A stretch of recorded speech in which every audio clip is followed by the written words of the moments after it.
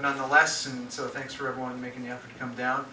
On our front table we have Brooke Hilditch and Megan Gibbs and John Long, the coach, and Heather Moyse, and they're all going to the World Cup tomorrow in London, England.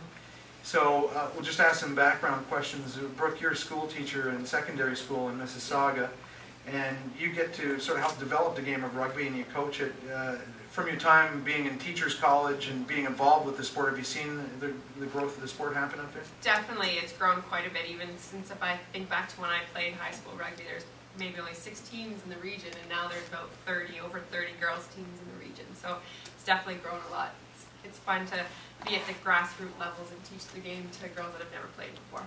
And what's the reaction you're getting from the players that you're coaching and you're playing for Canada? That's going to be pretty special. I think they think highly of me, and they think it's pretty cool that I've played at such a high level, and it's really motivating for them to keep playing the sport, and they all love it.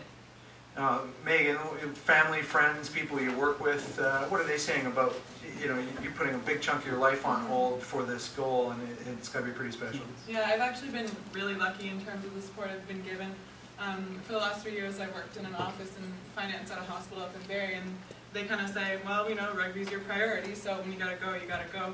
And I'm so grateful for that, because it's very, very hard to come by. And family and friends, they'll all be in England. I can't ask for a better bunch.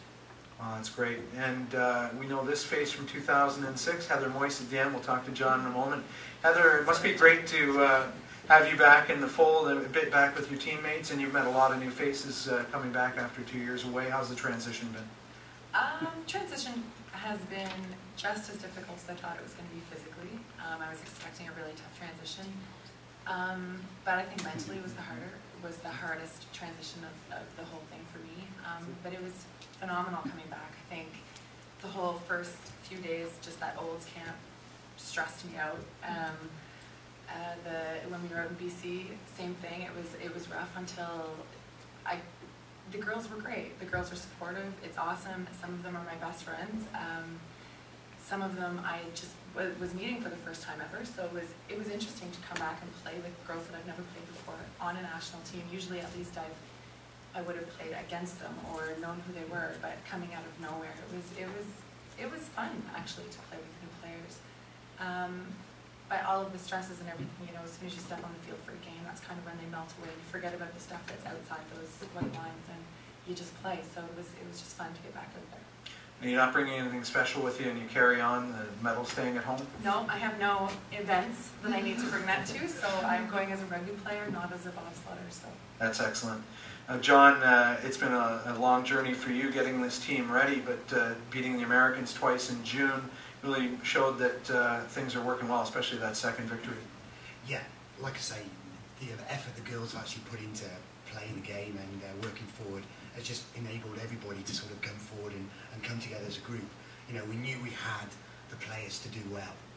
It was just getting the time, with Canada being so vast and expanse, that trying to get these girls to go in, come in for 2 weeks, train as hard as they possibly can, and then say, right, you go and work hard. The motivation they need to do that, like Heather, Megan and Brooke, they have to go back to their own lives and train their hardest, and they might have one person to train with.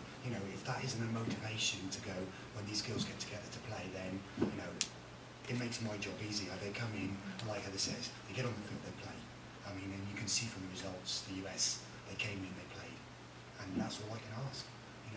Them to do the best they possibly can.